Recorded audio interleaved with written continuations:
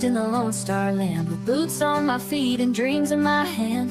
A little sassy but a whole lot of grace. You'll see that fire when you look in my face. I'm a Texas girl with a heart so wide, family and friends always by my side. From the crack of dawn to the stars at night, I keep it real, keep my soul burning bright. Barbecue smoke, Friday night lights, cheering for the Astros under Texas skies. A little bit stubborn, a whole lot of charm. This big old heart will keep you warm. I'm a Texas girl with a heart so wide, family and friends always by my side. From the crack of dawn to the stars at night, I keep it real, keep my soul burning bright. Barbecue smoke, Friday night lights, cheering for the Astros under Texas skies. A little bit stubborn, a whole lot of charm. This big old heart will keep you warm.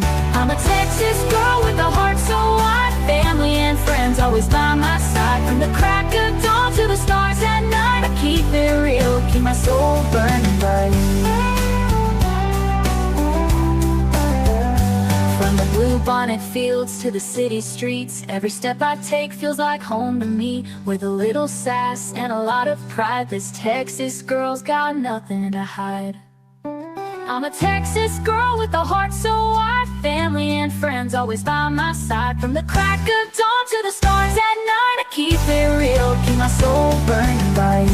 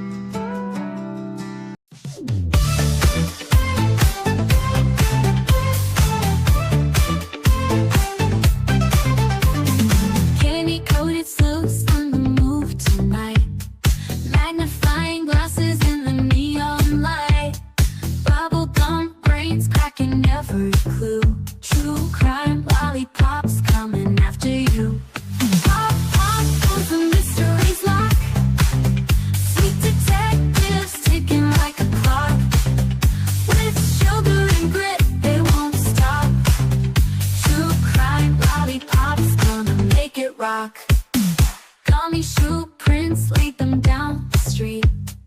Chocolate wrappers hiding secrets sweet. They don't miss a beat, they've got a knack. With licorice ropes pulling answers back. Twist the wrapper to reveal the truth. A sticky web spun by a candy scoop. No sour lies can escape the grip. These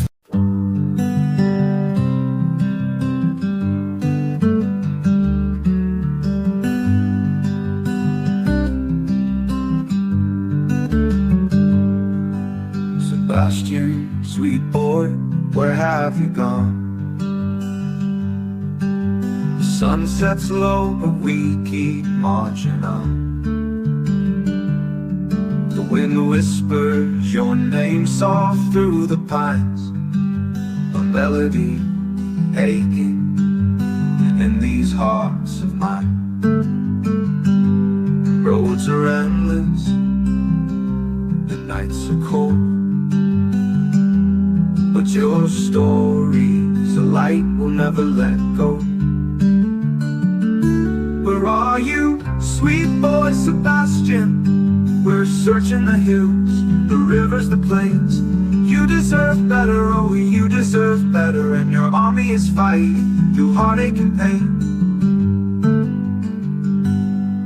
Your laughter once rang like bells through the air. Now silence just lingers, it's more than we can bear. We carry your memory, a flag in our hands. Through shadows and valleys, through shifting sands. The roads are endless, the nights are cold, but your story's a light we'll never let go. Where are you, sweet boy Sebastian? We're searching the hills, the rivers, the plains. You deserve better, Oh, you deserve better, and your army is fighting through heartache and pain. Your laughter once rang through heartache and pain.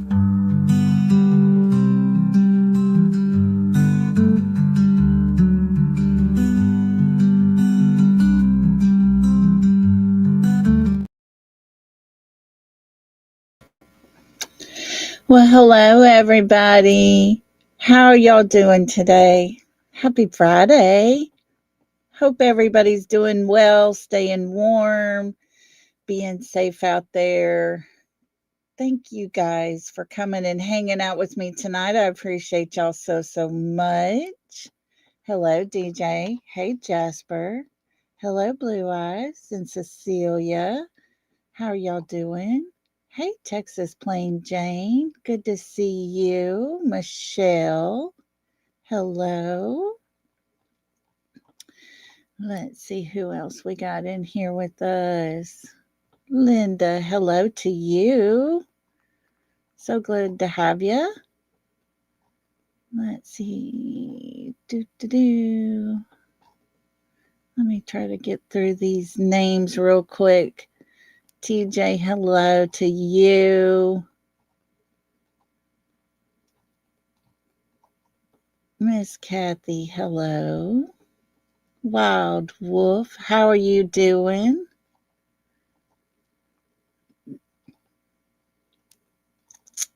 Let's see who else we got here. There's our beautiful Jen in Georgia. How are you doing, my friend?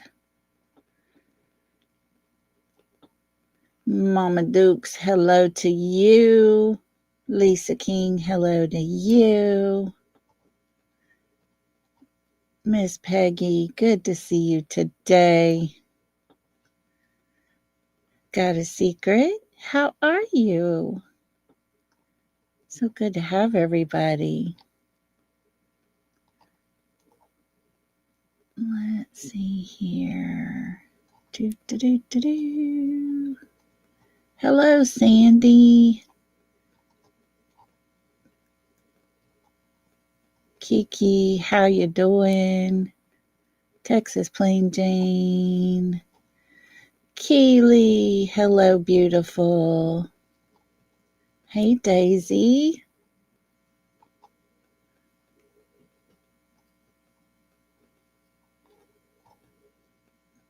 Hey, Mama, how you doing? Hi, Kai. Selena, hello. So good to have everybody today. Hey, Teresa.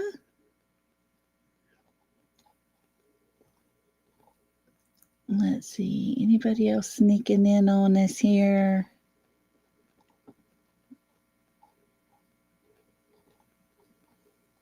There's Miss Rhonda. Is Miss Rhonda here? There she is. Hello, hello.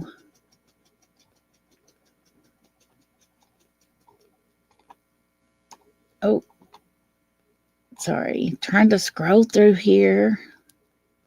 Well, hello, Stephanie. How you doing? Good to have you with us. Let's see. True Crime Chaos. How you doing? Hello, hello. Alrighty, guys. Thank you all for coming in and hanging out with us today. I appreciate y'all so much. Y'all are amazing. And it is so good to see everybody. Hello, Victoria and Valley Gal. How y'all doing?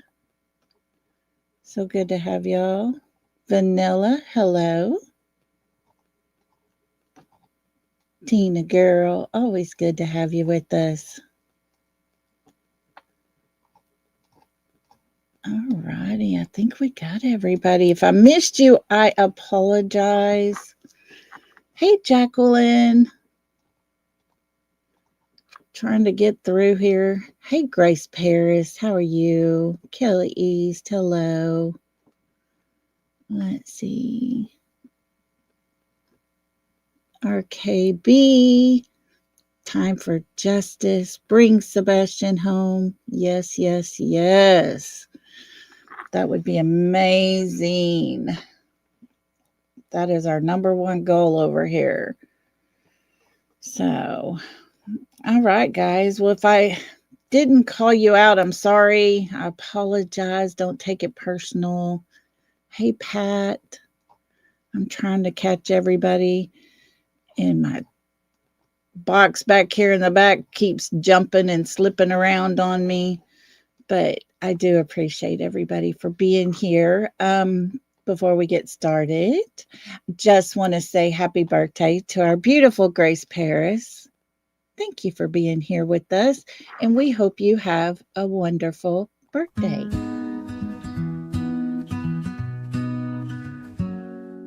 Woke up today with a smile in my heart. It's your special day, a brand new start.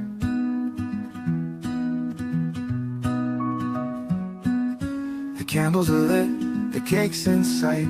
Let's make this moment shine so bright. Happy birthday, my dear friend. May your joy today never end. Hope your dreams take flight, soar far. Have a day as sweet as you are. The laughter echoes, the music plays. Memories we'll keep for all our days.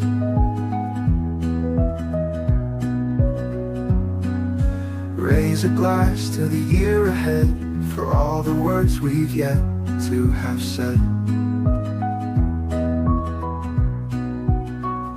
Happy birthday, my dear friend.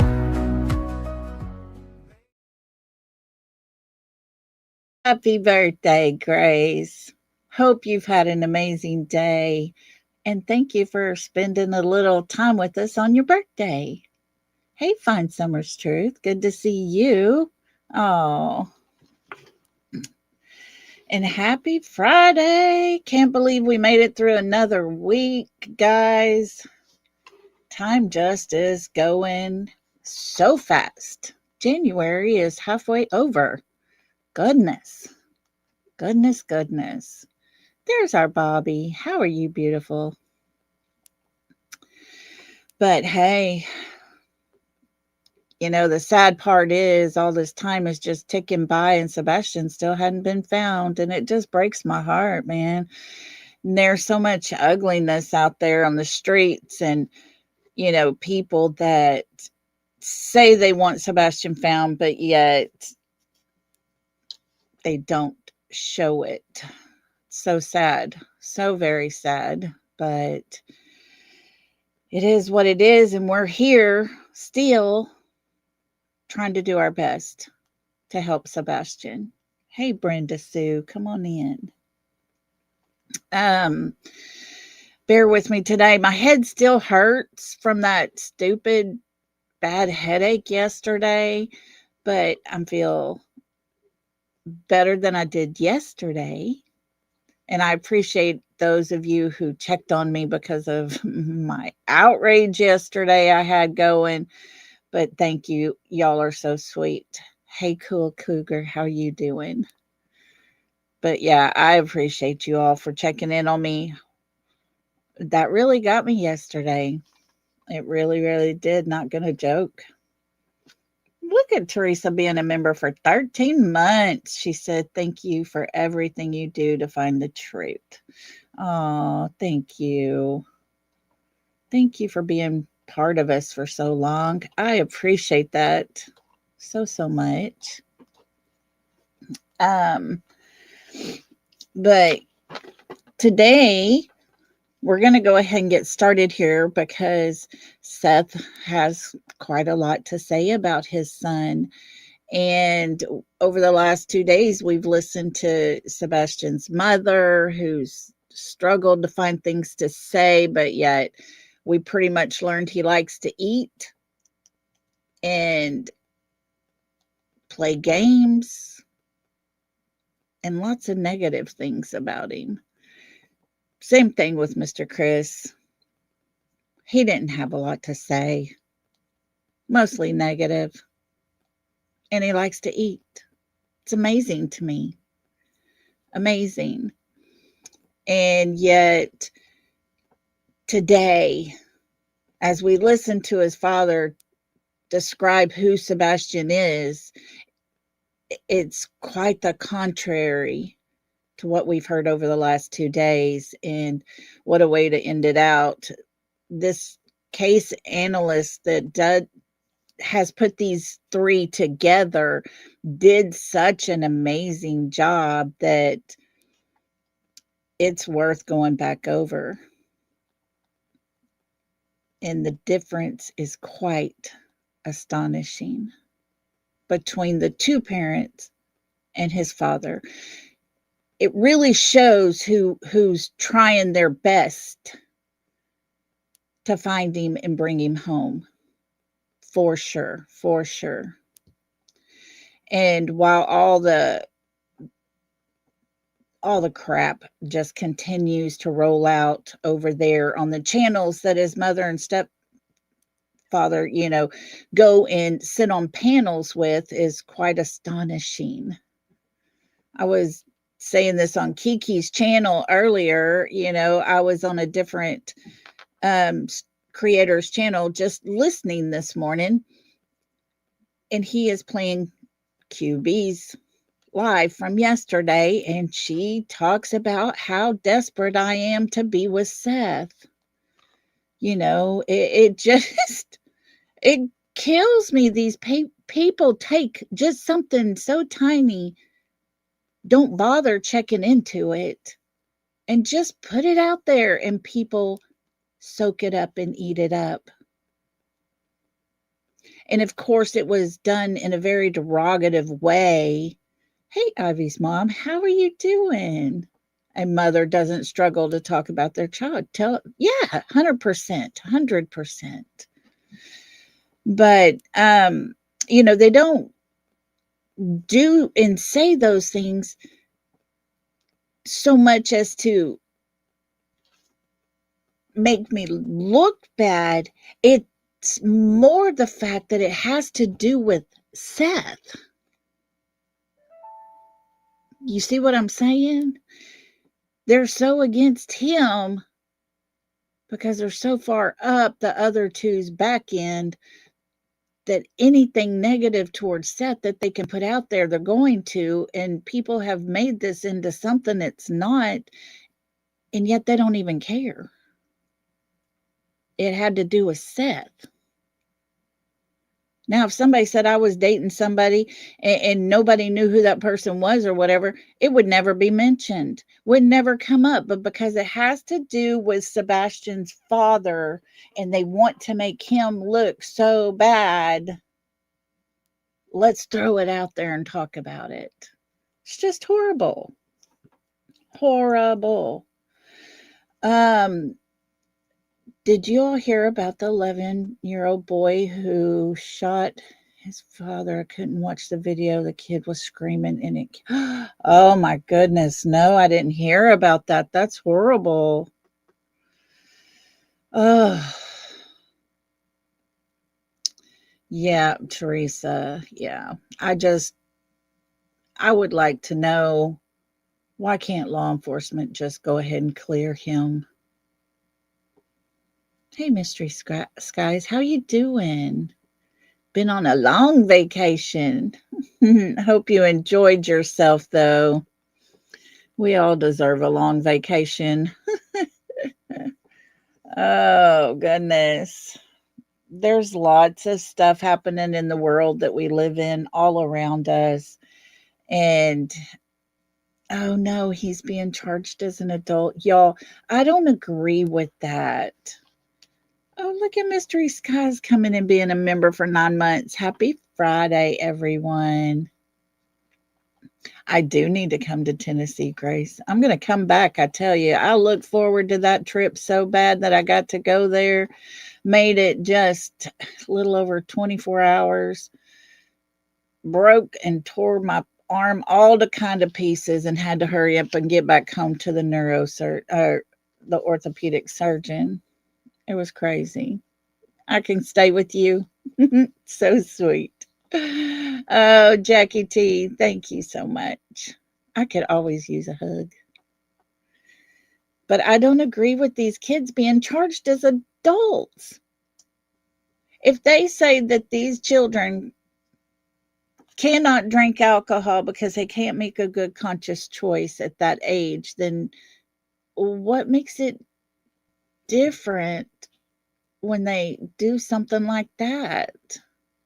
If they can't buy cigarettes and smoke a cigarette because they're not old enough to make a good conscious choice or vote, their brains haven't developed fully. They're not making good choices in life, but they shouldn't be charged as an adult. I just don't agree with that. I may be way off, and a lot of people may not agree with me, but that's just kind of how I look at it. They're still children. They're still children. But in the court of the law, you can't vote, but by golly, you can be charged as an adult for a crime you committed and a choice you made. But you can't make the right choice to vote for a president. So I don't know. I just don't agree with it all too much. I think our country that we live in is messed up and needs to sit back, take a good look at the laws we have, and make better choices. People who do crimes to children should be the ones charged as adults and charged way harder than what they usually are.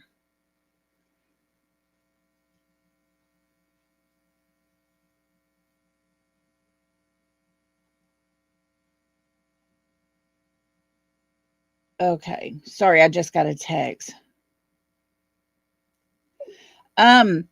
I want to play something for you real quick while I got this on my mind. I was given this clip about when Katie and Chris were on another panel and they had this whole conversation. Seemed as if they were Mr. Chris kind of slipped up a little bit when he made a comment after that what live was over with. However, this part was clipped out. And let me see if I can find it here. Yep, here it is. Let's see.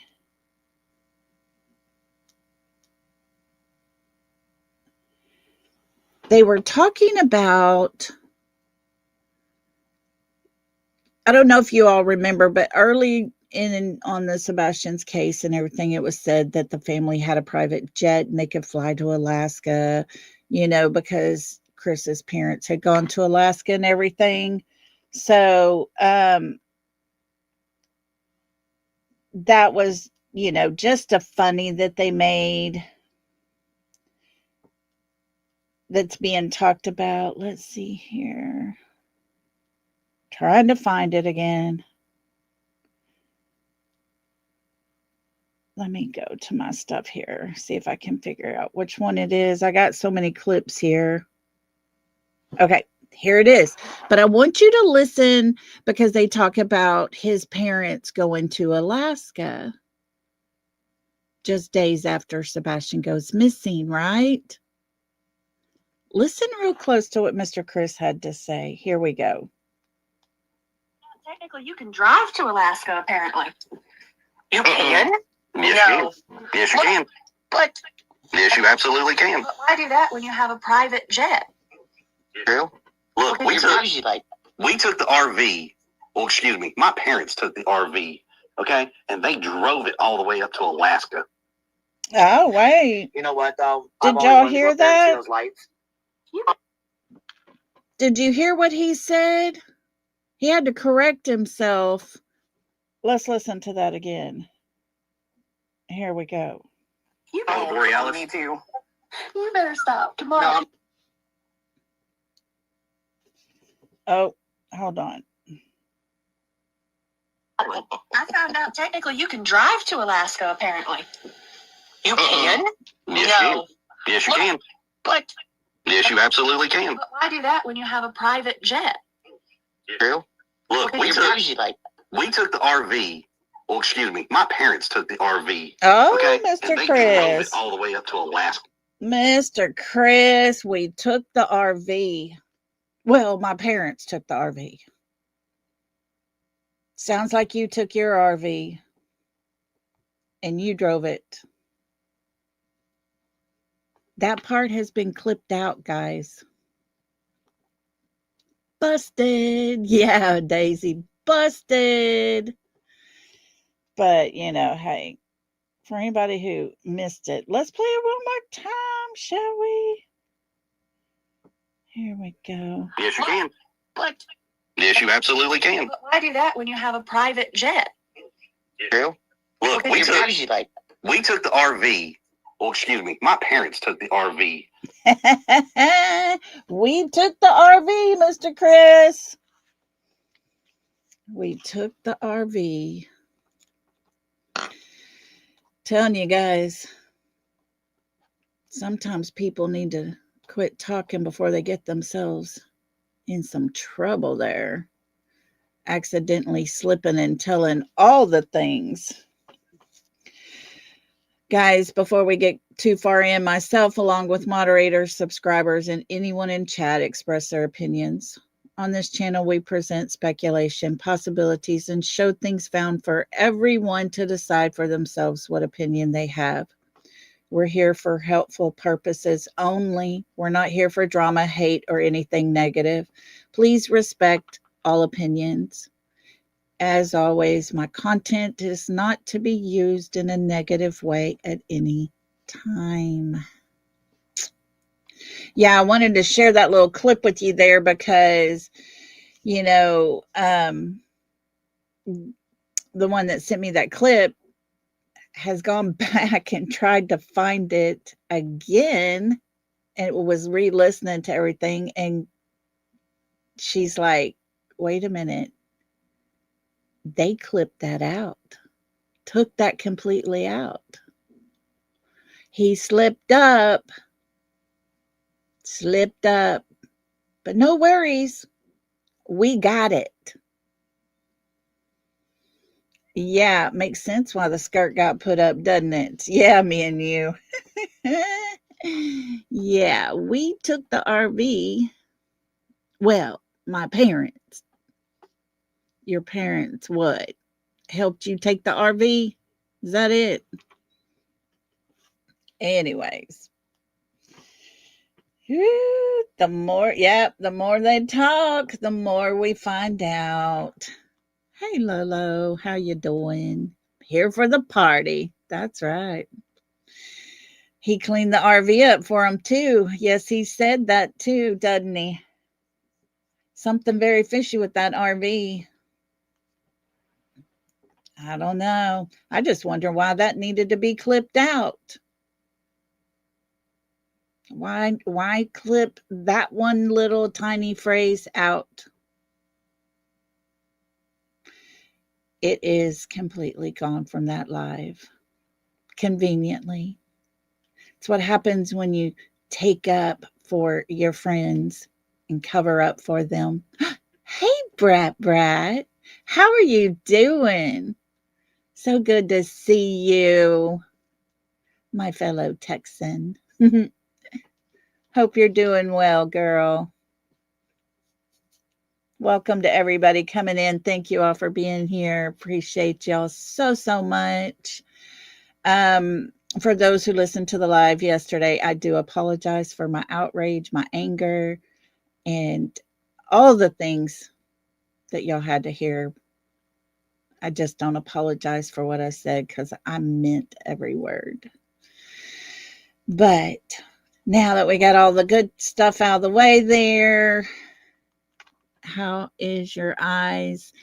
Better. I still have a headache. These headaches they're brutal. And I have a headache today still.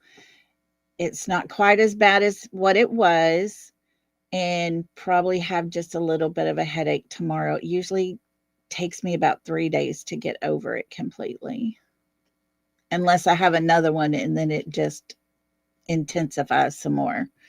It's crazy, but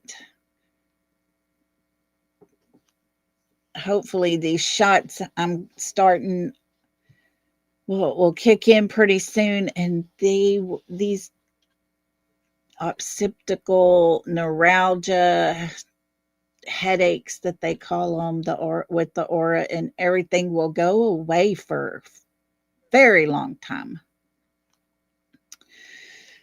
But yeah, it's crazy because, like I said, it's like an aura that everything's pixelated, and it starts out like a tiny little C shape, and over the time that it's happening and that one eye is pixelated, everything's jumping around and moving and twitching and everything, and it completely encompasses my whole eyeball. It's crazy. Mama Duke says, Lolly, as a mother who lost a child at birth, I felt every word you said yesterday. Oh, I'm so sorry. Bless your heart. You get them too, Jen. They're horrible. They are horrible. It's crazy because while that's happening, your head doesn't hurt. You just got to endure that. And it kind of makes you nauseous because everything you see is just all blurry and moving and twitching and all the things. But boy, when that thing's over with, that headache will hit you out of the blue. It'll be horrible. But hopefully I'll get over those pretty soon. This shot that I took it, God, I started it about 7 years ago, and I took the shots for 1 complete year and did not have a headache for 6 years. Well, then I guess the shot wore off. I don't know, but they started coming back with a vengeance. So I finally got insurance approval and got the shots, and hopefully that's going to be the end of them soon. I don't like them, but they are what they are, you know. You had the shots for the back. Is that what you're talking about, Dancing Queen? Or the ones for headaches? I used to get 2 shots in the back of my head for the headaches. They weren't fun, but they did help a little bit. But this shot is a shot in my belly. It's called a Jovi. And I just 1 shot a month. And I tell you what, it's worth every bit of it. It's worth 12 shots to not have headaches for a year. I mean, 6 years, my goodness. But Tuesday, I get to go get the shots in my back. If these shots help, then they are going to take those nerves and completely burn them. And that way, that will help with some of my back pain as well. Tell you what, I was talking to an old friend of mine. God, we dated when we were very, very young. And we were talking about all of our ailments, and we both just cracked up and was like, oh my God, we're getting old. It stinks. Are you sure your neck isn't pinching in your neck? Well, I take a muscle relaxer every night just to try to keep the muscles in my neck relaxed. But when these headaches come on, you know, you tense up. They found out I've been having mini strokes. Oh no, Brat. Bless your heart. Yeah. I'm telling you, this drama, it'll set them off. It'll set off them headaches. This drama is just unreal, unlike anything I've ever heard of in my lifetime. These, people here on this platform say they're here for these missing kids, and all the attacks and the hate and everything that gets spewed out there does nothing to help these kids. It's crazy. And I felt bad for yesterday, but don't tell me I'm using my son to grift. That's the grossest thing I've ever heard in my life, and I'm offended. But it is what it is. And we're not going to talk about it anymore. Like I've always told y'all, I will have my say.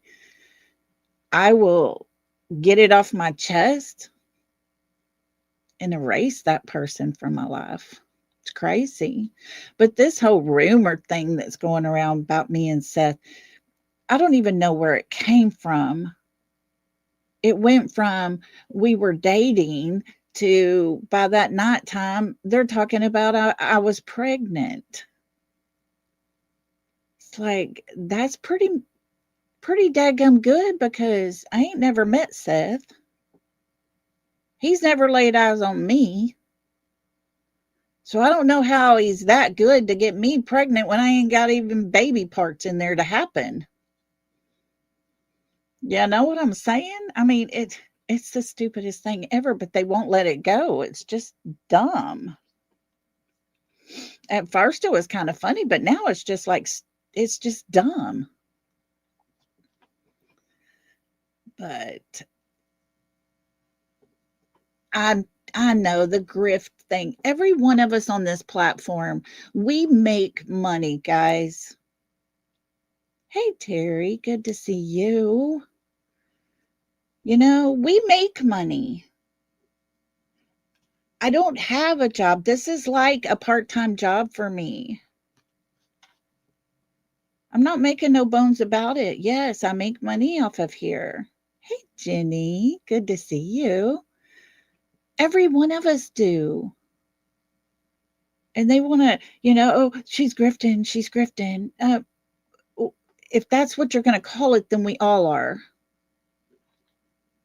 It's the craziest. But, it's, I know, right, Kylie? Oh my gosh, it's just crazy. And QB brought it up again today, and I'm like, oh my God, these people, stop. But I mean, when they got nothing else to do, nothing else to talk about, instead of actually doing something productive and trying to help a missing kid, that's what they go for. It's what they go for. It's crazy to me. I don't know. Anyways, today we're going to do something good. White boy, that's right. He's the one. I forgot. I couldn't remember who it was. Thank you, Bama. It was him. It was him. Lord. And you want to know something funny? He got picked up one time. His wife was all like, what am I going to do? Because she didn't have a job at the time. He was the one working. He got picked up, blah, blah, blah, blah, blah. They set up, her Cash App stuff.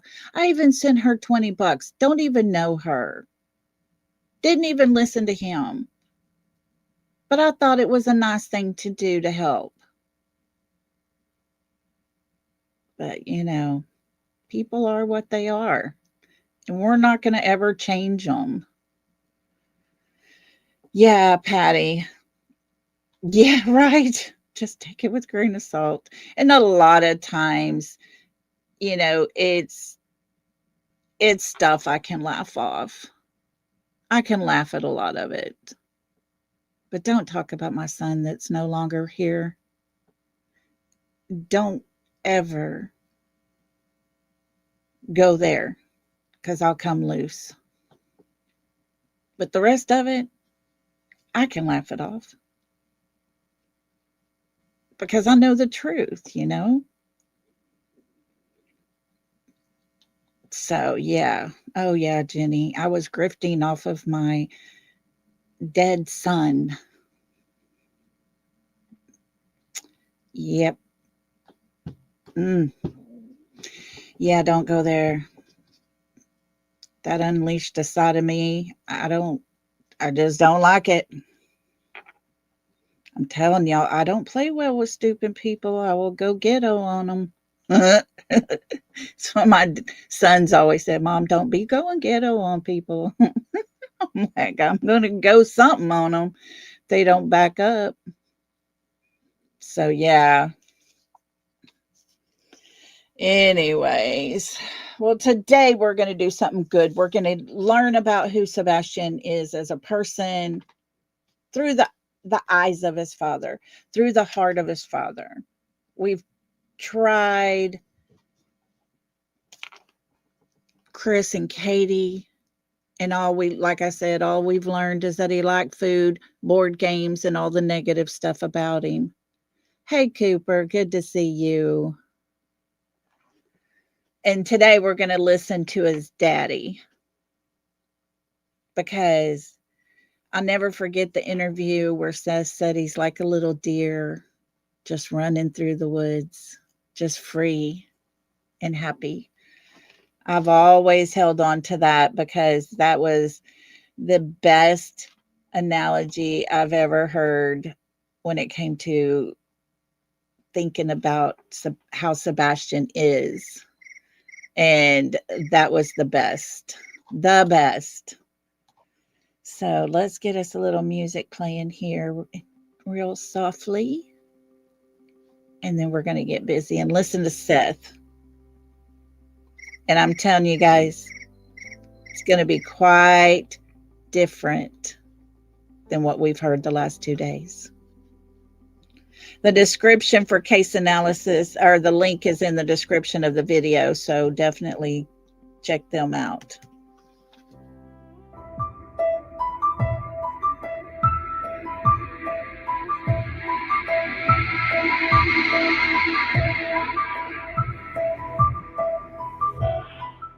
I remember the first word he spoke, yeah. Not a word that should be issued. Of course. Second word was dad. Third word was bottle. But, you know, he was a quick crawler. He crawled everywhere. He was delayed in the walking. A lot of the pictures I have when he was an infant, most infants sleep for 16 to 18 hours a day. Not Sebastian. Sebastian was awake for 16 to 18 plus hours a day. Like when he fell asleep, it's because he ran out of energy, like the batteries died as he was crawling across the floor. Thank you, Bobby. That was the first thing that led me to think that maybe something was special about my son. So that started the trips into the hospital. For the first 6 to 8 months of his life, we were in and out of the hospitals all the time. He was sick. Couldn't do much to keep him not from being sick. But after about 8 months, he stopped being sick. His immune system finally took over, and hardy little boy. The flu, pneumonia, and if he got sick, I ended up getting sick. And we were noticing that he was having difficulty speaking, delay in speech, gross motor skills, fine motor skills. There was a lot of stuff that things had to be changed. We kind of knew he was special. He wasn't going to be a normal child. So things had to change. His sleep improved once his health improved, but boy don't sleep 8 hours a day. You know, he could be awake for 14, 16 hours a day. He was definitely walking beforehand. Once he started walking, it wasn't really walking. He ran. He ran. He's got a big heart. He's loving. You know, he's inquisitive. He can be stubborn at times. He loves to play video games. He loves animals. I mean, he thoroughly loves animals. He likes plants. He likes to, grow things. He likes to take care of things. He loves his video games. Boy, the kid loves his video games. He does like treats. I mean, he loves to go fishing with me. But if he's in the city limits, he's, video games. He'd probably be, maybe an arcade or something. that he wanted to step into a mound of what he thought was dirt, and it was fire ants. And since then, it's always been, he doesn't like to get his feet in the dirt. He likes to have his socks and shoes on. He played games at my house. Mom, he never expressed anything about his mom and dad's stepfather's place. He liked the dogs. Normally, I would call him every day or every other day at about 3:30, because he would be home from school by then and either be working on his homework, or if he didn't have any homework, he was doing chores that his mom had him doing. And I would call him to ask him how school was. Normally, we would talk for maybe 2 or 3 minutes, and it was routine. Call him up. How was school? I love my son. I love my son a lot. And I have thoroughly aggravated him at different points in time because I'm his dad. And he has never once walked out my front door, no matter how mad I've made him. He rode the bus. He's in their Why We Try program. It's for the special needs children, where they are doing the same tasks that the mainstream does, but they get a little bit extra time. If they have like 30 questions, then in the Why We Try program, they get like 20, and they get extra time to answer them. So they're still learning the same stuff. He's very intelligent. He's very smart. He just lacks social skills and reading of people's body language. He likes things to be in a routine. He likes to control his environment. I don't know, because I've never seen him have to deal with this. Most of the time, if he's with me, he gets his information from me about interacting with people. If I sit there and I'm meeting new people, I talk to him. It's like, son, you can introduce yourself if you would like. If he does, he does. If he doesn't want to, I don't make him. As you can tell already, we're just a few minutes in, and we've learned so much more about Sebastian than anything that we learned with the other two. Here's a father who actually loves and cares about his child and knows who his child is as a person. When you're asked to describe Sebastian to us, this is what everybody expects to hear. Not the, well, he likes to eat and he likes shiny things and all the negative. No, it's not what we want. This is what we want. This is what people need to hear, to know who Sebastian is. His feet were growing. The last time I had him for the last weekend I had him, his mama told me that his shoes weren't fitting anymore. And she asked me to get him shoes. And we wanted a pair of boots, so we went to Boot Barn and got him a pair of boots. No. I mean, the only time he goes outside at night at my house is to put the trash in the trash can, which is right outside my front door. That's it. He does have a cell phone. When he has access to like YouTube and stuff like that, he is glued to his phone because he likes to watch videos about Minecraft and he likes to watch videos of people playing Minecraft. I know that his phone was locked down. He had no internet access. He only had the ability to take pictures on his phone, text on his phone, FaceTime, and telephone calls. Everything else was locked down on his phone. It doesn't add up.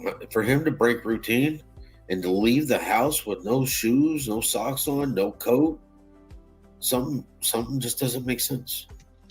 At what time have you heard Katie and Chris make the comment for him to leave home with no shoes on, no jacket, no cell phone? It just doesn't make sense to us. Never. Because they've never said those words. They never insinuated that would be something that doesn't sit right, that it's just not him. No. Mr. Chris turns him into Houdini and a ninja. Because that's what he always wanted to be. And he accomplished that. They need that narrative. They have set that narrative that he ran away, and they need everybody to believe that. But here's a father who knows his child that says something just doesn't make sense. He knows it's not right. I gave my son another chance to straighten his behavior up and actually apply himself at school, which he is fully capable of. But and he's straightened up some, but he's still coming. He's already registered for school up here. I want him here. He wants to be here. So if he was running away, he probably would have taken his backpack. He would have taken his Switch. He would have taken his games because he likes to play video games. He would have taken toys because his toys are, they're his. Probably would have taken his phone too. He was responsible enough. He stayed home alone during break. Physically, mentally, not so much. He is a child. All right, he is 15. He is not an adult. He's not a morning person, from my experience. All right, he don't want to get up. He's a teenager. Eggs is a staple, but his favorite. He loves bacon. The boy loves bacon. The boy loves eggs. His favorite thing in the world, last time I knew, was a toasted peanut butter and jelly sandwich. None of those things Katie and Chris ever mentioned out of all the food they talked about. They didn't talk about just how a normal teenage kid he really is. Because that would go against their narrative they're pushing, in my opinion. But bacon, he likes sausage, gravy, and biscuits. I cook. That boy, it's like trying to put weight on him is like me trying to lose weight. Sausage, gravy, and biscuits. Yum, yum, yum. A boy after my own heart there. He came over here for a week and he grew 2 inches, I think. His feet keep growing. Had to buy him new shoes. That's how we knew what shoes were, what he has, is because his feet had grown and his shoes were no longer fitting him. I've literally tried to get him to take this phone that I'm using talking to you right now. And I was like, I told him, I was like, son, I'll wipe it. I'll do a reset. We'll take your Gmail account that you have and we'll hook it up here. And we'll let you have your own Call of Duty mobile account. I don't want it, Dad. I just want to play on yours. Oh. Okay. So I wonder if he was just worried that he might get caught playing on his phone. Just a thought. Because I keep trying to tell you, you have your own account, then I'll have mine, and we could be on the same team. My son has never been an eloper. He's never been one to go missing. If he's mad at you, good luck. If he's mad at you, he's a teenager. His whole thing about being mad is he's going to try to stay mad at you as long as possible.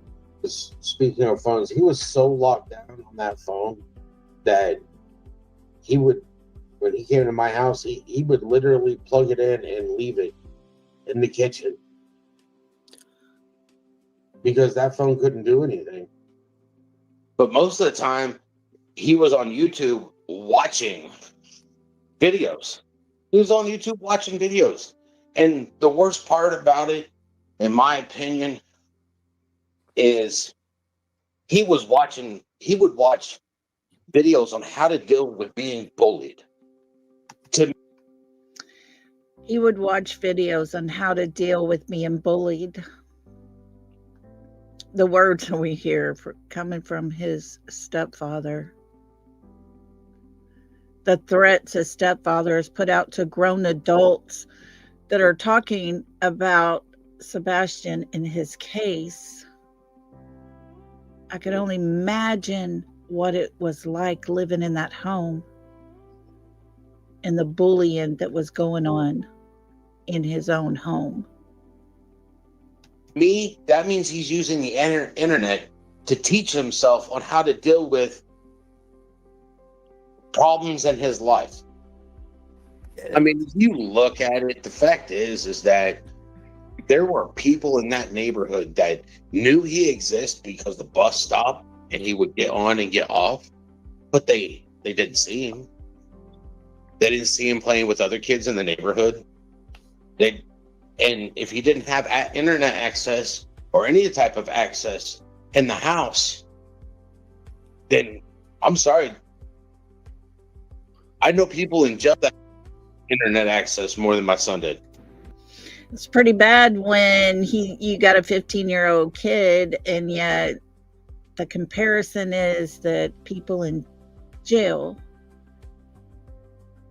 that have internet access has more than his own son does. Well, we found out about the chromosomal deletion syndrome at a very young age. I remember him sitting on the threshold between the living room and the kitchen, and just sitting there, and you buy him all the toys he wanted, but he was going to go for that. You give him an empty 2-liter, and he would play with that more than all the other toys that you bought him. All right, and it's like, okay, well, whatever makes him happy, you know. And at one point in time, it was about 45 minutes that he just sat there and laughed the whole time. And Katie was on one side, I was on the other, and we were just making funny faces at him. And he just kept laughing. It was, you know, swimming. Boy loved to go swimming. Baxter, on the other hand, you know, he's swimming in a lot of different pools. Saltwater pools, freshwater pools, chlorine pools, but it's always been pools. He never really liked the beach because he didn't like the sensation of the water around his feet. When he was younger, it didn't really matter but as he got older, I've got pictures. I've got plenty of pictures of him dirty.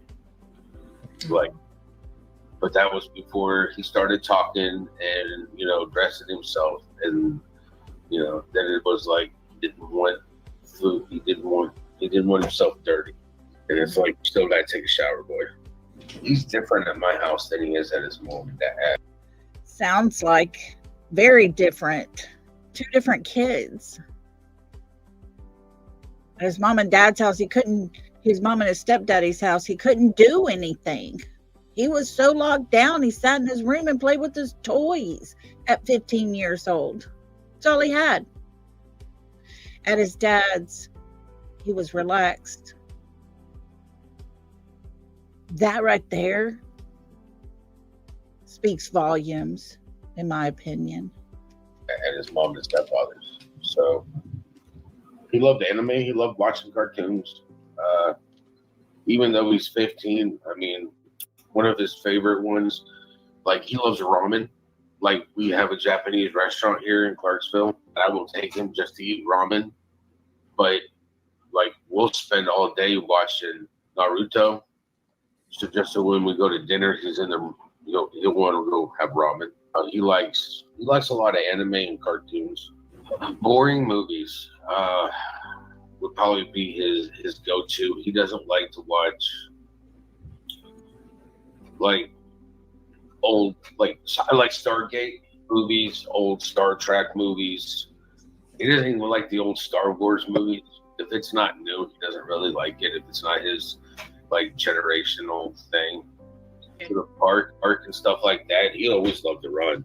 I mean, he liked to always play tag. Anything that got his blood pumping and him running around. When we were in California, I was teaching him how to play soccer. I drew the line at football. And I was just like, I can't have him have a head contact injury or something like that. Sometimes it would be like literally nothing that you would observe because everything's coming from his perspective. But stress is one of them.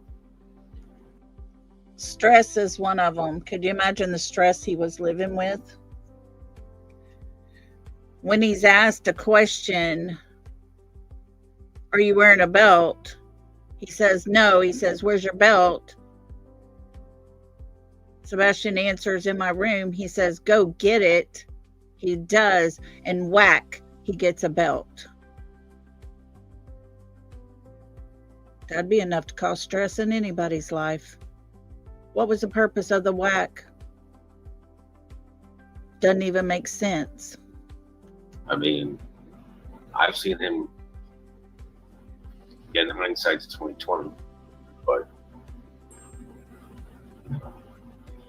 stress,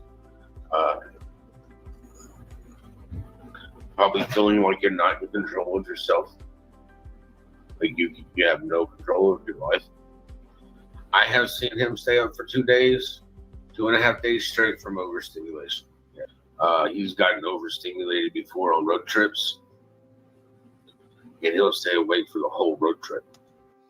Overstimulation, but yet 2 days in a row, it was go, go, go, go, go, go, go.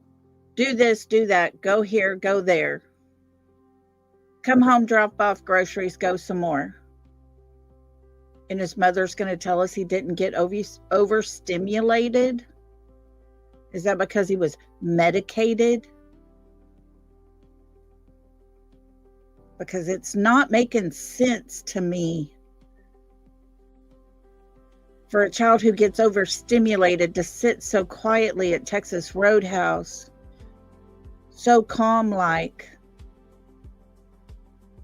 but yet he gets overstimulated easily. Coast to coast. They're trying to get him to actually get behind the wheel of the steering wheel for a vehicle for me to even teach him. He's like, no, Dad, I don't want to do that. I'm like, you think I'm going to drive you around your whole life? He was like, I'm not going anywhere, so why do I need to drive? Really kind of depended on his mood on that one. Sometimes it was ice cream. A lot of times it would be like Debbie snacks. Like he liked Nutty Bars. He loved zebra cakes and Swiss roll cakes. I still have a box of his Fiber One granola bars up there in the cabinet. It's not open. He finished off one of his last ones when he was here. It kind of depends on his mood, because here, I'd say his least favorite activity is going to bed, but his favorite activity is sleeping. And that's a typical kid for you right there. I mean, it takes them forever to go to sleep, and then they don't want to wake up. I told them when they came in, I said, listen, his room is probably a mess. Just bear with it. And when they walked in, they were like, his room is cleaner than my kid's room. He doesn't like cleaning his room. When he's awake, he loves playing with his Legos. He'd be underneath the bed playing on this little Nintendo Switch thing. He's allergic to grass. That's about it. He had a pocket of fluid on the right bilateral part of his brain. It's been there since he was born. You have to watch him, make sure he doesn't suffer any head injuries or anything like that. It was too big for them to put a stent. It was not big enough to put a stent in, but still big enough to actually cause damage if he had. That's why I didn't want him in football. I didn't want him putting on a helmet and going, head first into something, because anything that might cause damage to his head is not something like I want my buddy to be safe. For him to leave and not have his shoes, coat, take his Switch or his phone, stuff that I know that he would want with him if he was going to run away. No.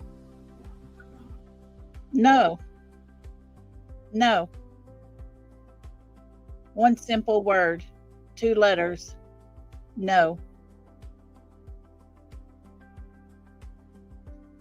I do not believe Sebastian ran away at all.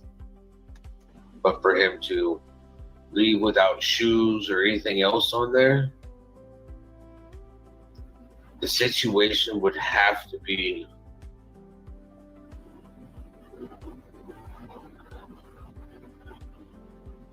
severe enough for him not to be able to grab that stuff. It would have to be severe enough for him not to be able to grab that stuff. Well, we know this. According to law enforcement, to the FBI, there is no forensic evidence he ever left that house. There's no digital evidence he ever left that house. So it goes back to one thing. Who took him wherever he went to? Katie was the last one in the car with him. And in my opinion, it all lies on her shoulders right now. Where did you take him to, Katie? Park that I've done 2 or 3 interviews at. He loves to play there. He likes to go to the pond over by the high school, which is a 45-minute trip in my truck, and Yellow River, which is clear out in Palmyra. So, but would he know how to get out to those areas? He had speech therapy. He had speech therapy. He had fine motor control classes. He had gross motor control classes. You name it, whatever it was I could get him into, I got him into.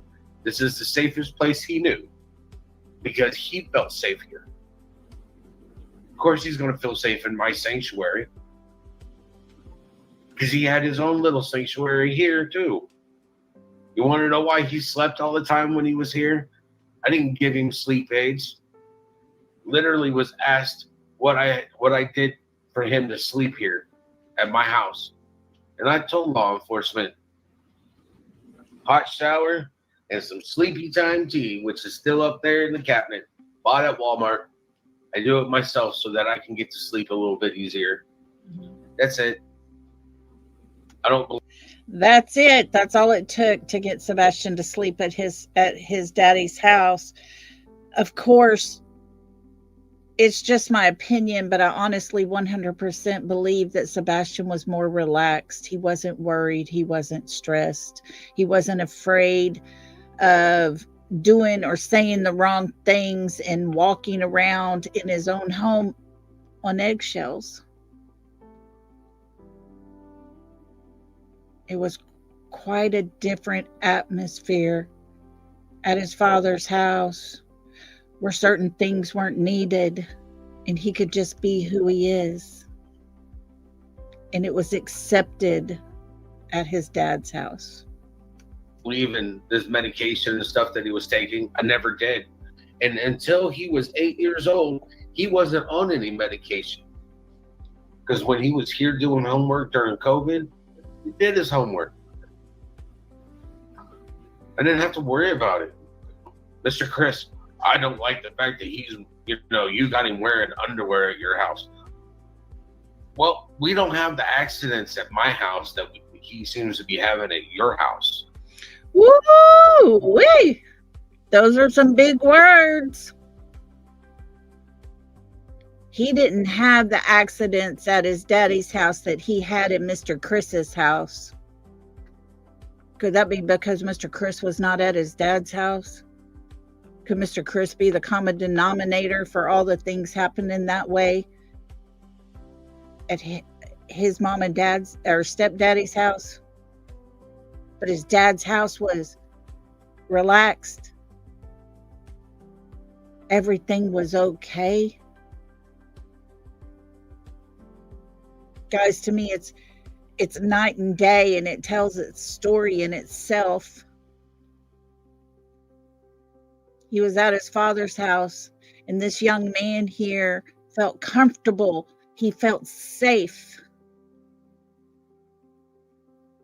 And the minute he went back, those things started playing in again.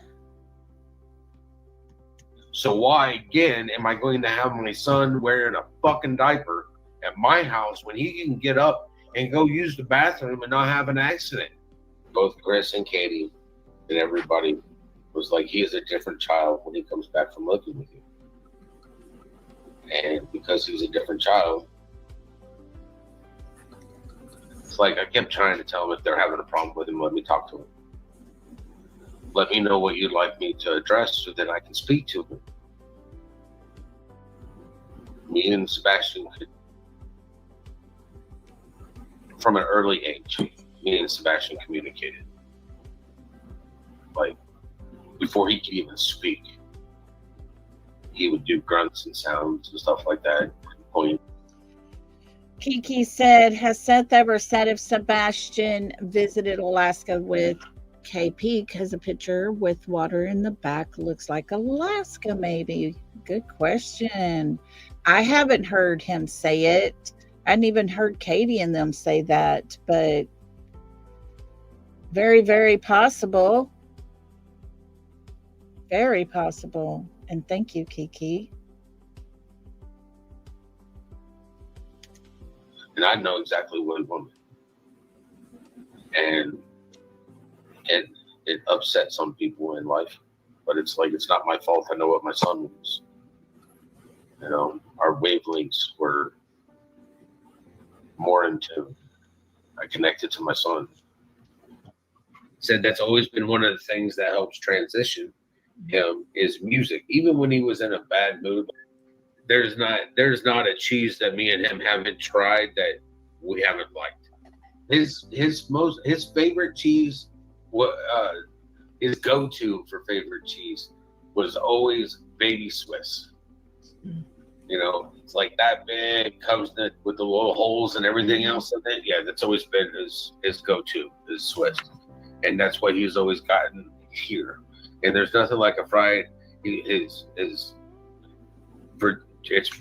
Virginia brand baked ham is his favorite lunch meat to go with his Swiss. And grilled ham and cheese sandwiches were one of his favorites. And boy loves mushrooms, raw, cooked, sauteed. It doesn't matter. He loves his mushrooms. And then when it comes down to biscotti, you know, he likes his fresh grated Parmesan. He chose to not wear it. He tried it. It was like pulling teeth from an alligator. And he was given the choice.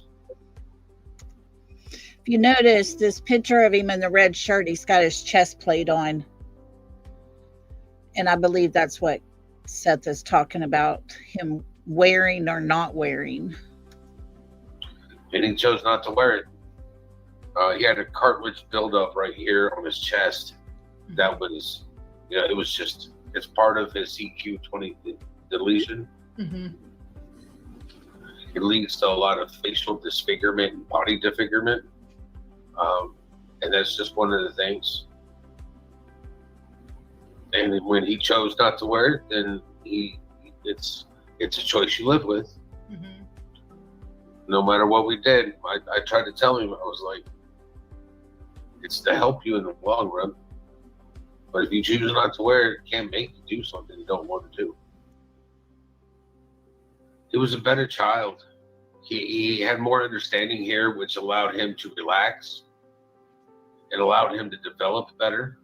Mm-hmm. It allowed him to be more open for growth, for growing up. Man, his favorite thing was Virginia baked ham and bacon. His best breakfast that he liked was sausage, gravy, and biscuits and eggs. I mean, he liked tofu too. Mm-hmm. But that's only when we went out to, you know, to the hibachi restaurants. But boy loves California roll. He liked fish. He liked the turkey. He loves salmon. He likes steak, medium rare. That's the only thing that me and my son disagreed on. He was a Swiftie. He was part of the best team last year at school. He likes to play Legos. That's the biggest puzzle piece. He's come over here for like a week on like spring break or whatnot. And he's like, Dad, I'm not tired. He still actually has his blonde hair, but now it's starting to get brown and darker brown. And by the next couple of years, his hair will probably be as dark as mine. He's a kid in motion, and I hope he's still in motion now. He likes machinery. His stepdad he's a crane operator, and Sebastian likes heavy equipment. So when they were living in Hendersonville, they were digging out flowers and stuff, and Chris put him into one of them, and he did a wonderful job. Chris was teaching him how to operate heavy equipment. And they sent me a video of it because I know what picture you're speaking of. And Chris literally turned around and was like, he did a great job. Katie was like, and he didn't damage anything, so it was even better, But Sebastian's always liked to learn new things that interest him. If it Imagine he's the kind of kid who likes to learn new things, that challenges his mind to have to figure out the best way to do these things. Like chess. You don't sit down and play chess like you do checkers and hop over one another. You have to sit down and you have to think, and you have to use your mind and try to figure out strategically the best move to make. And that's a challenge. And I would bet Sebastian liked to use his mind and figure that out, because it probably came easy for him. doesn't interest him pulling teeth from a gator. If it interests him, then he's right down the gator's mouth. He's never been one to skirt at learning something new. And Sebastian is definitely one of those that will trudge the way. Besides playing video games, I do know that he likes to cook. I know that he does enjoy, he really likes his Legos. He loves building things. He's got several containers of Legos. He likes to do that sort of stuff. He loves to build. He likes to cook. He likes playing video games. He did like doing the heavy equipment. We would go fishing, and touching the fish is kind of icky at times for him. It goes back to the fact that he doesn't like to have his fingers dirty. He doesn't like his hands dirty. I wanted him to get his therapy so that way he could start correcting his own behavior through therapy and everything else, so he could see where he needed to change. A couple years ago, I'd have told you math. This year, he pretty much was done with math. Numbers were his favorite subject for the last, I want to say, 2 or 3 years in California. At my house, his feet were normally clean. As for socks, he normally had a sock on. He would complain that his feet are cold all the time. And it's like, well, you have house shoes you can wear. So he complained about his feet being cold all the time, but yet we're supposed to believe at the end of February, he's walking out of his house barefooted and still wandering around on his own, somewhere lost, barefooted. No, not happening for me. You have socks that you can put on. No matter how many times I told him, listen, your feet are cold and you're cold, wear a pair of socks so keep the body heat in. Instead, he'd rather just have a blanket. But most of the time I would see him, he'd have one sock on, one sock off. And it's like, Sebastian, where's your other sock? Oh, I don't know. Sounds like we got a task in here. Let's find the other sock. There goes the next 45, 50 minutes looking for a missing sock. No, because even here with cold feet, he wouldn't put socks on. He'd have one sock on, one sock off. They don't stay on. Like, he'd go to bed with socks on, and when he woke up, he'd be barefoot. Socks are like rolled up underneath a pillow, underneath a blanket, on the other side of the bed. The pair of boots that I bought him were size 10.5. Oh, that has changed throughout time. When he was younger, he didn't like meat. He wouldn't, at all. He liked his vegetables when he was a kid. He liked his oatmeal, vegetables. As he grew older, he got into the chicken nuggets. And then I remember the first time that I got him to try a hamburger. We were in South Georgia, and we're running errands, and he was in the car seat, and he was like, "I'm hungry." And I'm like, "Okay." We went through a Wendy's. We're going to get him, something to drink, something to eat until we got home. And I ordered me a single hamburger, and he literally took my hamburger and ate the whole thing. I was just like, the boy has eaten beef, his first burger. And after that, he started eating spaghetti and things like that. His favorite food now, he's got a lot of favorite foods. He does like his sushi, not sushi, but he likes sushi. He likes that soybean stuff. I don't deal with that. Tofu. When we go out to have hibachi and stuff, they'll put tofu in the soup, and he'll eat it there, and it's all fine. When we're at the house, he likes his eggs. One of his favorite places to go eat is either IHOP or Waffle House because they serve breakfast. Even when Seth talks about how much Sebastian likes to eat, he shows the huge variety. All Katie and Chris talked about were the tofu. That's it. And some stinky cheese. And he likes his pancakes. He likes his eggs and his bacon. He likes all cheeses, but when it comes down to his spaghetti, he just loves Parmesan cheese. He doesn't do like shredded sharp cheddar on his spaghetti. He's got to have the Parmesan. I don't believe a stranger would easily entice him. Most of the time, when he was around me, if he didn't like your attitude when you approached me, that he was confrontational, as in, that's my daddy. I will mess you up. All 4 feet of him at that point in time. But he's always been very protective of both me and his mom. My son loves to run. He's not. Boy, y'all, look at those 3 pictures right there. Ain't no way Seth could ever deny that boy. He looks so much like him. An eloper, but he loves to run. If he were out there and running, he outruns his mama when they were doing laps. And he was in, 6th grade outrunning her, and she was an active duty military. He loves to run. So, when they turn around and say a 5-mile radius,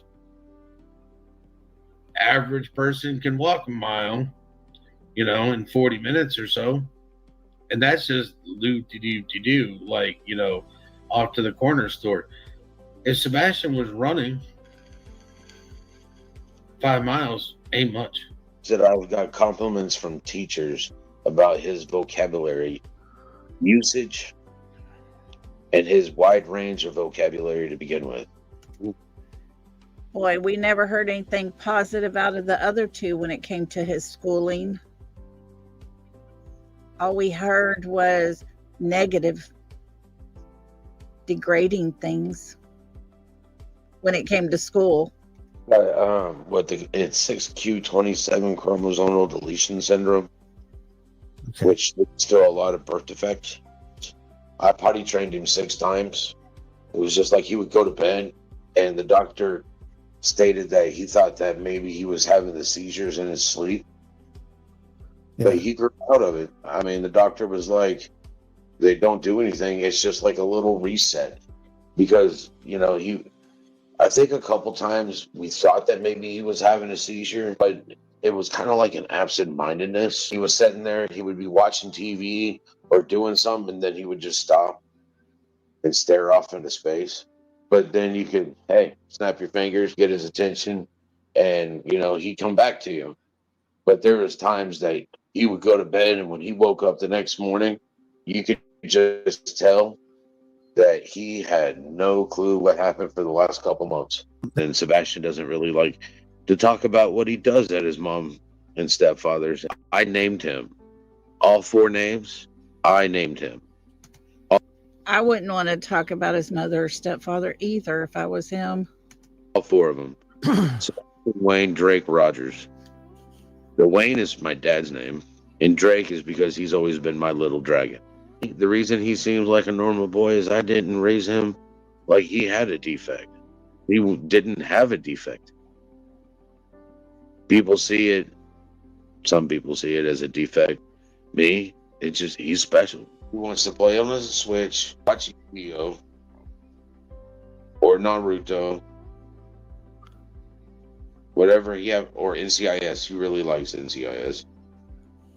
He worked on some puzzles. I mean, he liked Legos. So I would buy the single thing Legos, like Batman and his spaceship, or the Joker, and we would sit there and put those together. Boy's been swimming since he was a year old. My son, on the other hand, I don't think he was attracted to water. I think it was more like he liked to swim. We go fishing, and he didn't want to touch the water because it looked nasty and dirty. There you go, folks. That pretty much solves that question. Did he jump into a pond? Doesn't sound like he would if he didn't like the water because it looked nasty and dirty. And he was barefooted. Pretty sure he didn't go jumping off into a pond. Because he doesn't like to get dirty. It's because he didn't like the sand. It felt weird. He likes to literally be under his bed with a flashlight playing a Switch or reading a book. My son was weird. I loved every part of it. Well, Sebastian puts his glasses on whenever he gets up out of bed. When he played on his Switch, he didn't play online with people. He played single player games. Well, I think one of the favorite things that he likes to do with me is road trips. Me personally, I'm not a fan of road trips because he were to drive. Okay, if he were to drive some, that'd be great. But I can't even get him to sit behind the wheel in the vehicle stationary. But he likes to go on road trips with me. He liked when Christmas came around or summer break. If I could get it off, road trip. We'd go down to Texas to see his grandma and his grandpa. Just because his grandma and grandpa live in Texas doesn't mean I know them. Doesn't mean I live by them. Just clarifying for the idiots that like to hear those things. Obviously, they've never been to Texas and realized just how huge the whole entire state is. Just because you live in the state doesn't mean anyone else that lives here is your neighbor. It's a big place. There's multiple different ways to get there. Drive through Missouri into Oklahoma, stop and see friends on the way. I think that's one of his favorite things to do with me is road trips. Because also at the end of road trips or in the middle of road trips, there's going to fish. When my mom and dad, his grandparents lived down in South Texas, we go down there and go fish in the Gulf of Mexico. Boy, loved that. I mean, there was nothing like going on the boat to go fishing. I mean, he's inquisitive. He's always been inquisitive. He likes to ask the questions because he wants to know the answers. He wants to know more and more. And it's like, I'm a wealth of information, son. You want to know things? Ask me. I like sharing my knowledge with him. He's my mini-me. He enjoyed it.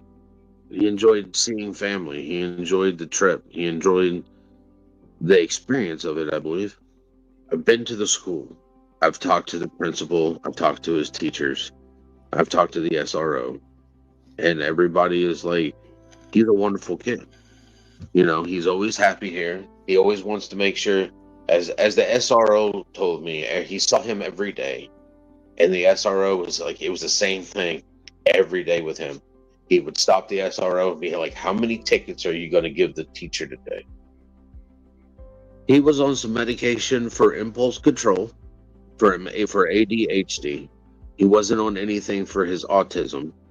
And he had 2 different types of medication they was taking. And I want to say they just switched it. But I want to say it was like Guafaced or something that he was taking. And then he was taking another medication as well, and I can't remember the name of that. And they just put him on Risperdal, or however you want to pronounce it. Try to get him to sleep at night. So the question arises in me. We watched that Texas Roadhouse video. We saw how, I think somebody in chat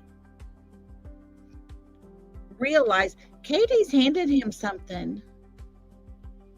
Did she hand him sleep medicine early, so it had time to come in and do its work and start taking effect? Is that why she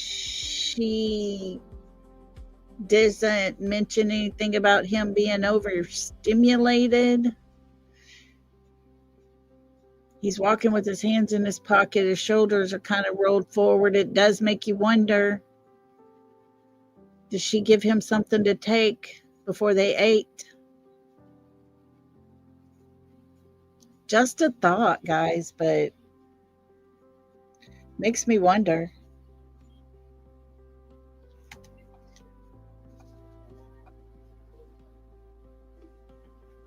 I didn't have a problem with him sleeping here. So I never really understood that. I mean, I'm not a doctor, but he just turned around and they removed his tonsils because he had obstructive sleep apnea. So they were trying to, get him to quote unquote sleep. But I remember as an infant, my son, and a newborn infant sleeps like 18 hours a day. My son slept maybe 4 hours. He's always been one that does not sleep. He's not perfect. Nobody is. But that doesn't mean he's a horrible person. It doesn't. It sure does not mean he's a horrible person. Not like how his mother and his stepfather made him out to be. No. I mean, he was a horrible child. Had him set with a routine. I could get him to take a shower, eat, take a shower, lay down in bed, and he'd fall asleep in about an hour at the most. And we're talking about at like 5, 6 years old.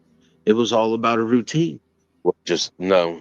I don't think he would leave with one because he's apprehensive. I mean, taught him to be aware of your surroundings is what I was teaching him. But I've also taught him that not everybody is your friend. I mean, he loves. I honestly wonder, the whole narrative of him wanting friends, is that their way of setting that question mark out there, letting that question mark loom out there? Did he finally meet a friend and take off with them? His father's basically telling us, no, it's not who Sebastian was. Animals. I mean, his favorite's cat, but he really likes his reptiles. He liked his horses. He liked the ducks, and conversations with him, he was talking about being a vet. There's nothing better than, taking care of your own animals. But Sebastian loved to play D&D. He liked to play Magic the Gathering. When he was here, if we weren't fishing, we were playing Magic. We were going out and doing things. All he wanted to do was a road trip to Texas to go see his Meemaw and his Pat. That's it. Because we didn't get to go the year before. When we went to D&D night, there's 3 adults and then the other are all kids, like his age kids. Parents drop him off for D&D, so he's interacting with children that are his age. Oh, boy loves video games. I think it's more like a close toss-up between animals and video games. When it comes to animals, he loves cats. Like, the boy just loves cats. The same animal that Mr. Chris made him get rid of. Poor Sebastian. He loves cats. I mean, like, if he sees a stray cat, he's apt to walk up. Why is it running from me? Well, son, it's a cat. Trying to explain that to him, and not. I mean, my son got bit in the face by a dog, and he had to have 7 stitches in his face, and he still isn't scared of dogs. I mean, he's not scared of anything. Except for maybe a grown man that's a bully that seriously needs anger management classes. And the classes he did take that the judge ordered doesn't seem to have really made an impact on his life. Except for, I guess, his stepfather. Oh, I found out afterwards. I mean, I found out after my son disappeared that he was scared of his stepfather. And it's there it is. After Sebastian disappeared, Seth realized his son was scared of his stepfather. just like one of the things that gets me is that everybody in my neighborhood, my neighbor, they know Sebastian. If me and Sebastian go to Walmart, the people that work at Walmart know my son. Oh, he doesn't know their names, but he knows that that's the lady that slices the lunch meat really good, and it's just people that he interacted with, and then nobody in that neighborhood interacted with my son. What kind of structure is that? Yeah, I mean, That's because they kept him locked down so bad inside that house. That's who. Hey, Kiki, recognize this man hugging Seth? See the officer that got Officer of the Year 2 years after what we saw? Just wondering. he has touched the lives of a lot of people. He has brought joy, his smile. I mean, his behavior, his demeanor.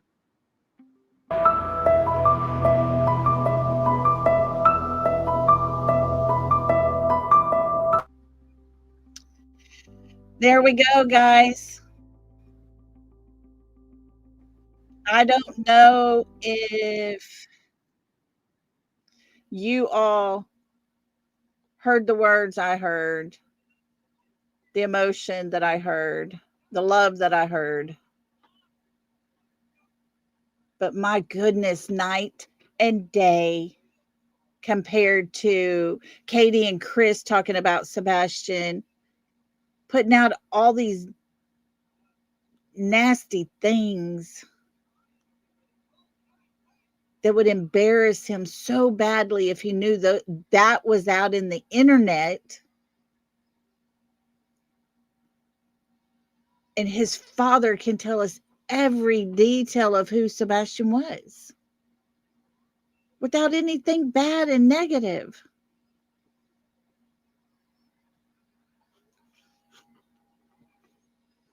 Retha, was it you that asked? Somebody said, who is that? It is Crime Analysis, and the channel link is in the description of the video. You can go to them. They did an amazing job on these three.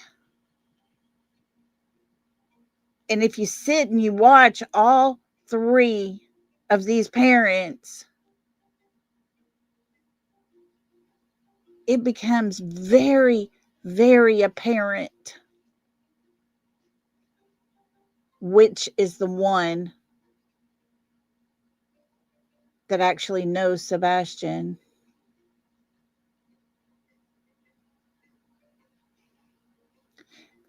In my opinion, that would be his father. The other two didn't care to know him as a person. They sure struggled and continued with the trying to think of something else to say about who Sebastian is as a person. No, Texas Plain Jane. His court-ordered anger management classes did not help. And from what I understand, it was repeated ordered.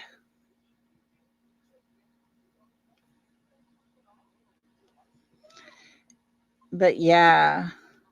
Oh, the police officer. Okay, Retha. There was a live that Kiki did, and she played a video of a Sumner County officer who was very inappropriate, handled situations very, very negatively, and 2 years later got officer of the year, but yet handled things so poorly. It was horrible. And I believe it was that man that was hugging Seth at that vigil that day.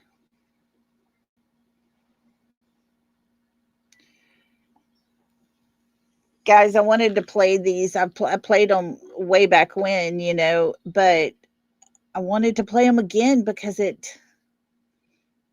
over the last 3 days, it's told us a whole narrative of Sebastian's life. Never once did Seth ever say, Sebastian was known at school for peeing in his pants. Those were the words of Mr. Chris yesterday.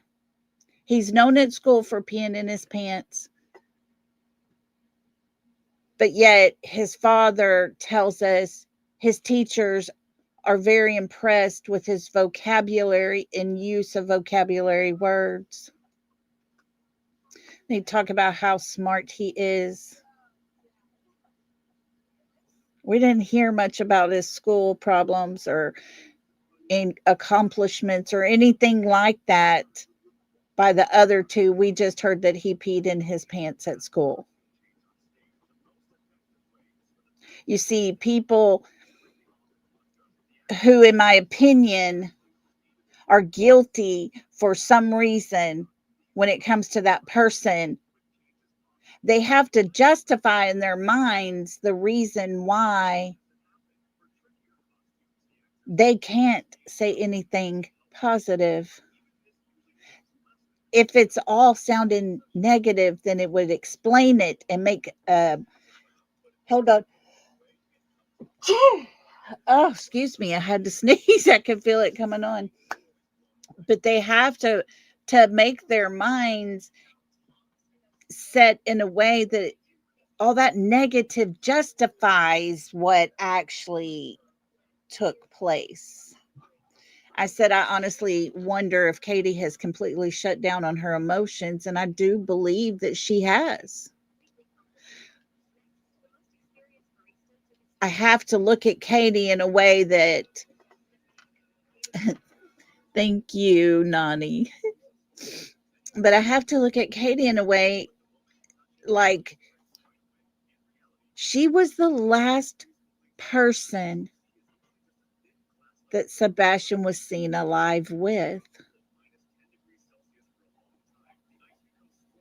Therefore, she is the number one suspect. End of story. It wasn't Mr. Chris driving that car. It was not Seth driving that car the last time he was seen. It was his mother. We've heard the narrative of her getting home around 7:00-ish because it doesn't take that long to get to your house. So give a little extra time. That's going to put you around 7. But in all actuality, she told law enforcement she didn't get home till 8, an hour and a half. And that's pushing pretty far out for her to get home. For an hour and a half, she has unexplained time. Drives home and goes into her garage, shuts the garage door before any door ever opened in her car. No digital or forensic evidence showing Sebastian ever left that home. And in all actuality, there is nothing to show he did even make it home.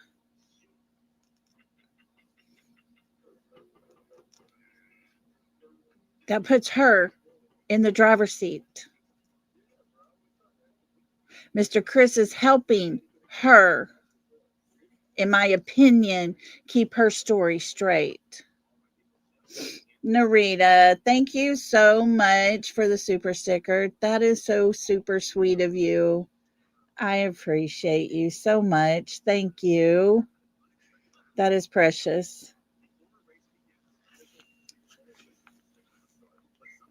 But if he's going to be the one to help keep her story straight, because she did a favor for him, because had Sebastian testified against the abuse that was happening to him in that home, Mr. Chris would never have gotten custody or even allowed to keep visitations with his daughter. So Mr. Chris, I believe, is helping to keep the narrative straight.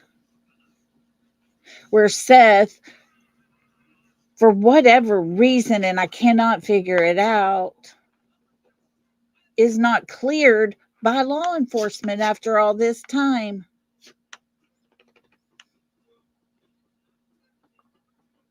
But he hasn't shut down. Not at all. The other two, I honestly believe, do not want to remember what Sebastian looked like the last time they saw him. They want to forget about that. They want to just move away, keep traveling, do all you got to do, drink as much as you want to drink. I'm here to tell them right now, they're never going to outrun Sebastian. And if we can do anything on our channel here to help that doesn't happen, that they don't just completely wipe Sebastian out of their minds,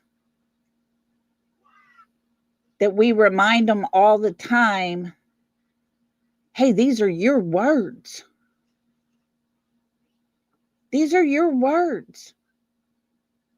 There's that channel over there from the other side made a post saying, you got to be kidding me. This needs to stop. Talking about me. Shared my video. But she wasn't talking about Mr. Chris needed to stop. It was me that needed to stop. I shouldn't have put out all of those videos of his very own mouth saying all the nasty, hateful threats towards other people. But it's not his fault. Daniel, thank you so much for gifting a membership. If you were gifted that membership, please tell Daniel, thank you. DJ, thank you so much for that. That was so sweet. Yeah, they cannot outrun God. Our Father, he will have his final judgment. 100%. 100%. And whoever was the lucky one to get that membership, let me scroll up here. Welcome to the South. Welcome. Welcome to the South. We break that good stuff out. We got enough to go around. So can I get a name in there? Welcome to the South.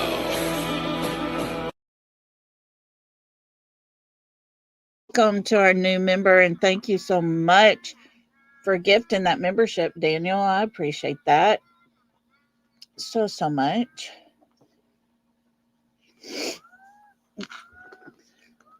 I really hope that y'all enjoyed seeing the differences between the three parents in describing who Sebastian is.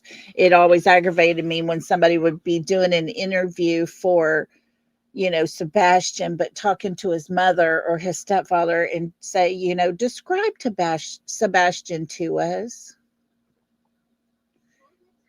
And the one where his mother comes back and says, well, he likes shiny things, pennies and paper clips. He's always at the store looking for them. How's that going to help that young man be found? It's crazy.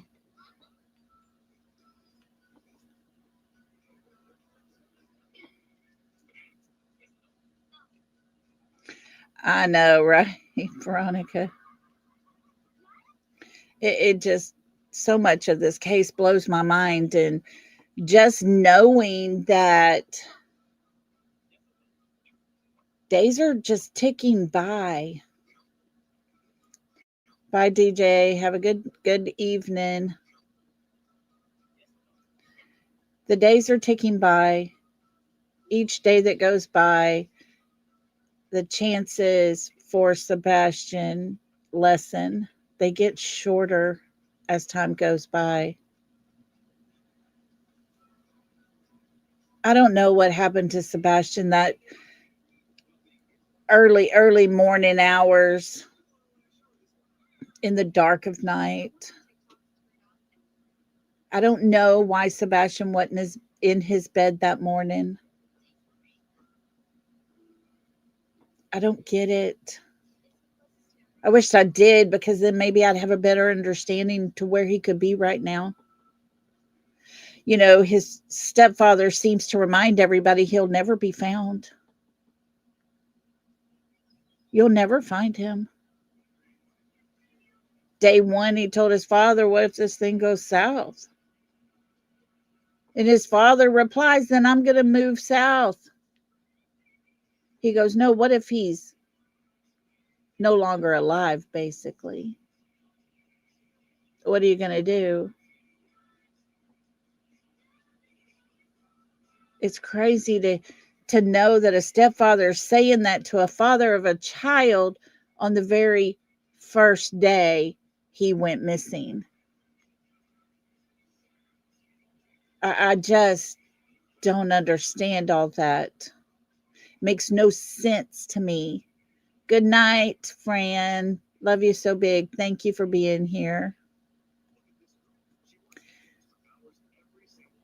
But no matter where Sebastian is, no matter what condition he is in at this moment, people know what happened.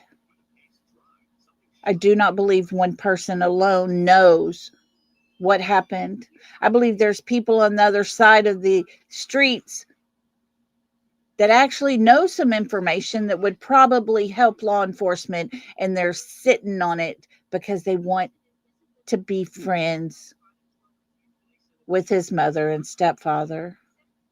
Their YouTube channel is so important to them that if they be friends with them, they can get them on their channel and their numbers will go up.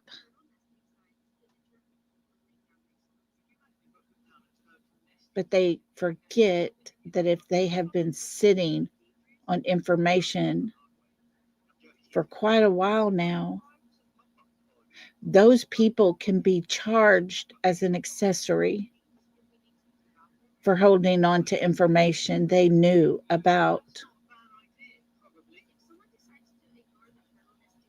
It's sad. It's sick. His father's sitting here begging and calling out and wanting help and wanting to know where his son is. And there are everyday people like you and me sitting here on YouTube that could possibly have information to Sebastian's whereabouts. Let that sink in, guys, because these people are so daggum selfish. They make up excuses to attack people. They make up lies on others to put it out there. Because once it's out there, as we all know, you can go back. You can clip it all you want to.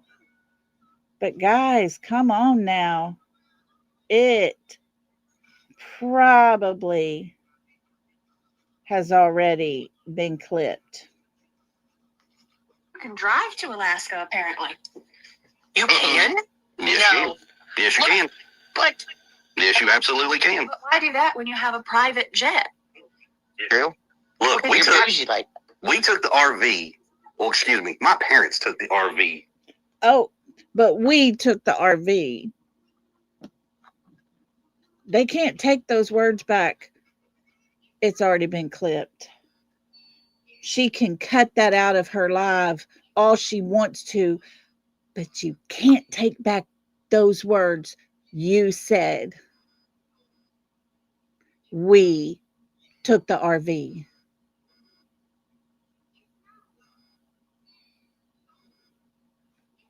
Why would there be that need to clip that part out unless you're protecting someone? And I can't stress it enough. That someone is a suspect in a missing child's case that you're protecting. It's the grossest thing I've ever heard of in my entire lifetime. But yet it continues to happen more and more, over and over, all the time.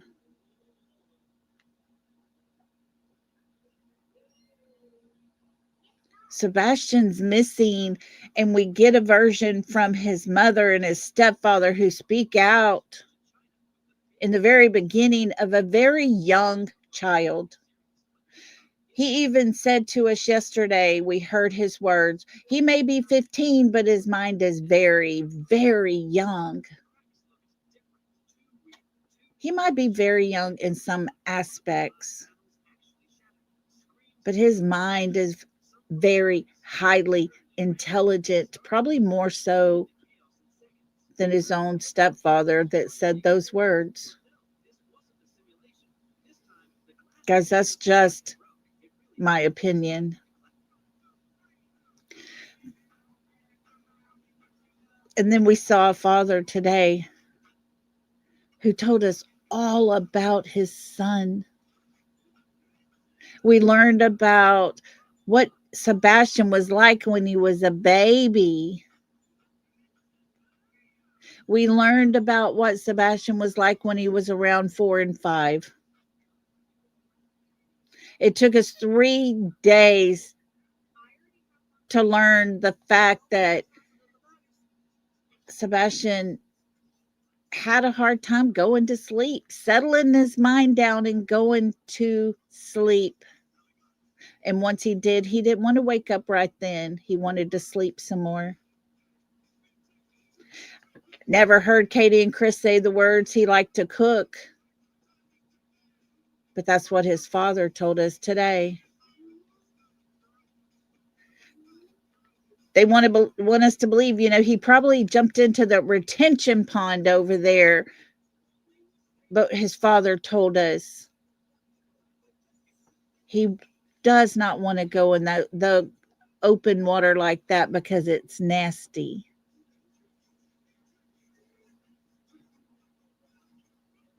His feet are always cold.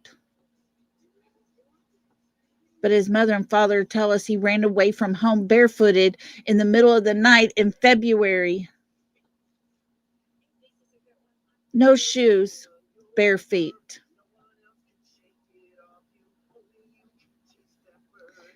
The contrast is to the point to where it is so night and day that you have to question the parents for their own statements.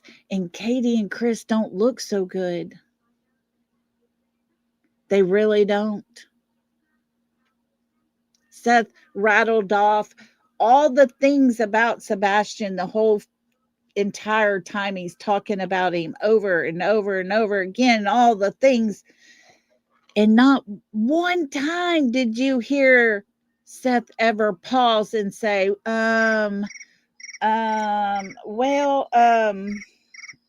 yeah, he, but that's the words that we heard from his mother. That's the words we heard from his stepfather. Were those words.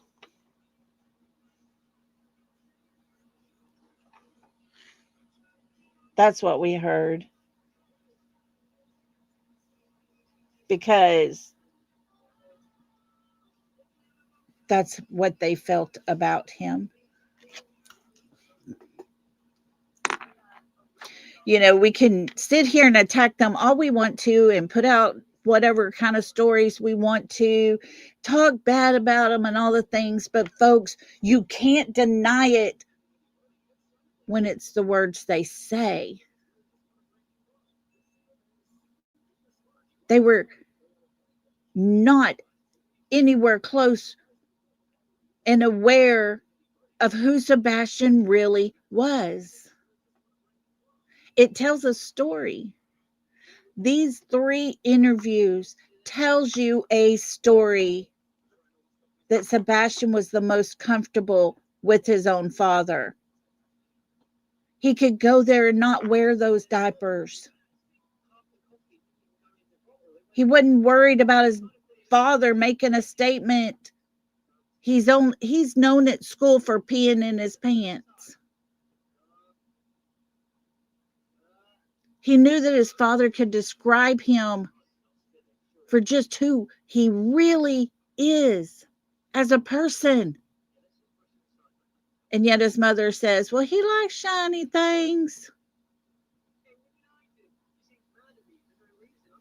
Katie felt very privileged to make a comment on Smiley's panel that when Sebastian comes home and he's going to hear all the things being said about his parents, and he's going to be very upset. KK, I wouldn't worry about that part. I would be worried about yours and Mr. Chris's words that he will hear. That's the part you should be worried about.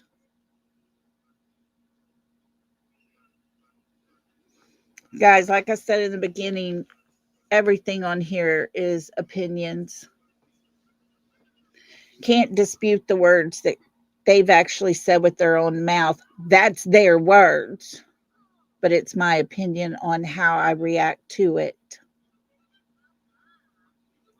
And it is highly my opinion that these 3 stories show exactly the truth. I appreciate everybody being here with me tonight. I really, really do. I thank you guys for all your thoughts and your opinions and stuff. It just, y'all mean the world to me, and I hope you all know that. I'll be back again tomorrow. If y'all have anything you want to talk about when it comes to Sebastian's case and dig into it, send me an email and let me know. And we will for sure. Got a couple of things I'm looking into now that have been brought up to me that it would be worth a look or listen or whatever. And so definitely send me an email if you got something you want to dig into. But y'all come join me again, like I say, tomorrow. Remember, those streets are pretty brutal out there. Y'all be safe. Always remember, everything we do here on True Crime, when we're talking about Sebastian, our number one focus is him. And the drama's not anywhere close to helping him. So y'all be safe out on those streets. And until tomorrow, love and hugs, everybody. Good night.